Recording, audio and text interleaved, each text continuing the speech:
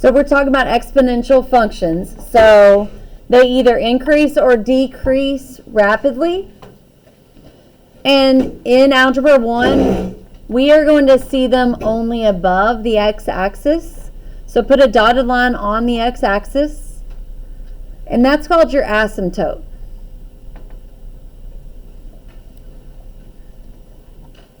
So our asymptote is at y equals 0.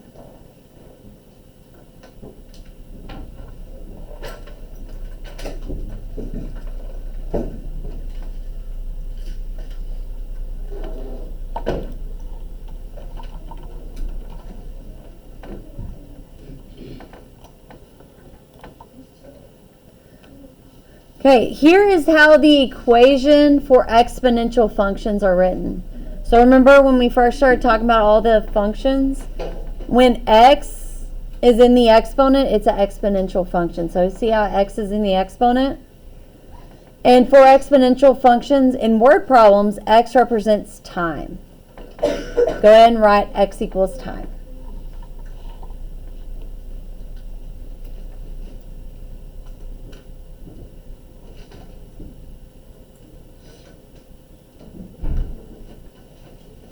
So you either have a growth or decay.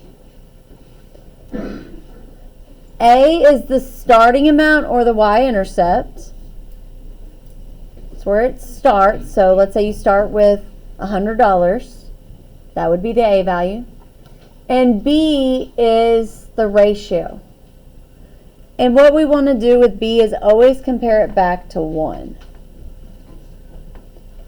So B is not, say, the rate. It's not your percentage of increase or decrease. You have to compare it to 1. So you either have B plus 1 is the rate or B minus 1 is the rate. Those are the two options.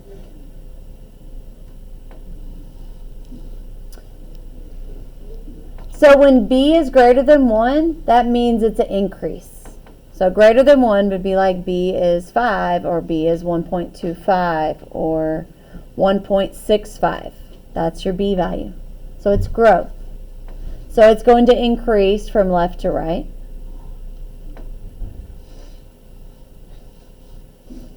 So whenever we have a B value of 1.25, that's a 25% increase, which is growth.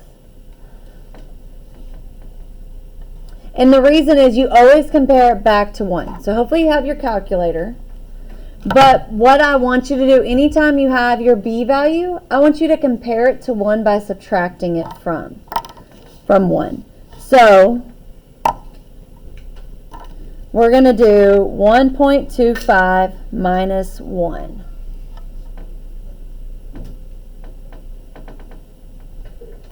So in our calculator, 1.25 minus 1. It's 0.25.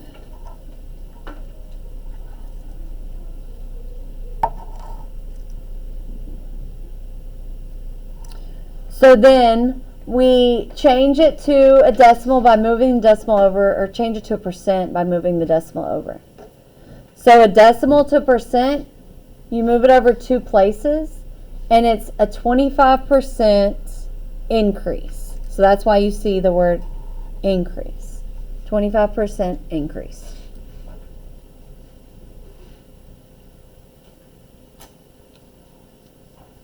So that's when B is bigger than 1. When B is smaller than 1, that means it's a decay. So it's going down. That's how the graph will look. It's going downhill. Make sure you're copying all this down. So if we have B equals 0.75, 0.75, it's not like it's a 75% decrease. You compare it to 1. So you do 1 minus 0.75. 1 minus 0.75. And that's how you get your percent. So that's 25.25. Because I just subtracted it. You always want to subtract it from 1. And then you move the decimal over 2 places to make it into a percent.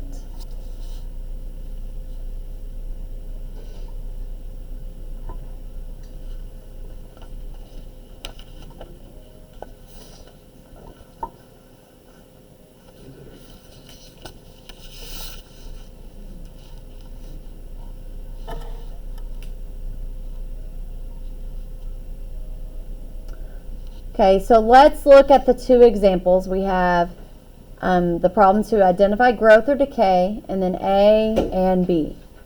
So the equations are always written A times B raised to the X. So label your A, label your B.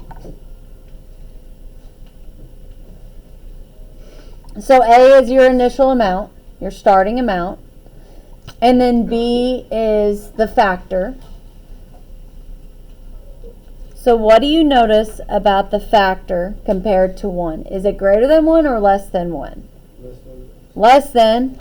So since this is less than, then it's a decay. Because it's smaller than 1. But you want to find out the percent decrease because it's decay. So we want to subtract 1 minus 0.57. Go ahead and subtract that.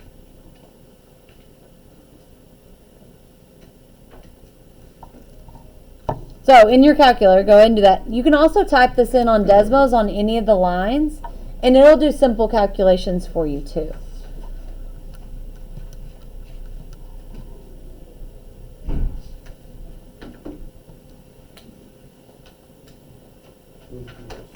Yeah, so 0.43.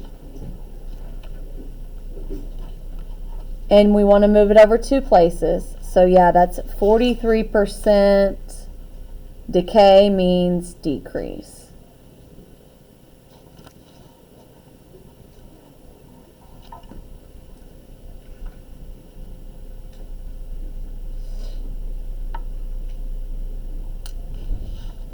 Okay, go ahead and do the second one.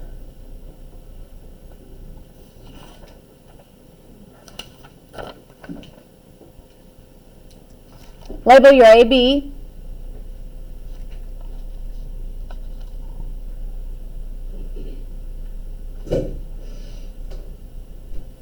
Then we need to decide whether it's a growth or decay.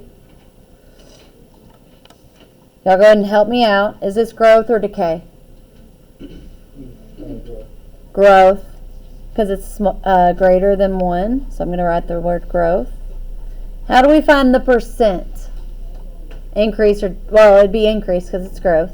How do we find that percent? On B.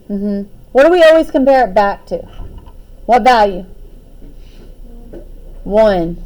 So we want to do, I'm going to do 1.57 minus 1. We don't want to deal with any negatives. If you get a negative, just change it to positive. So 1.57 minus 1.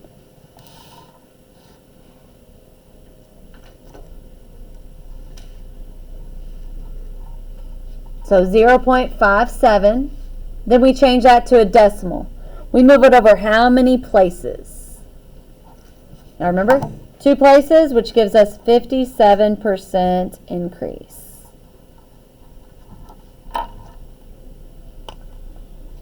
Okay, so you're going to do the problems inside the foldable now.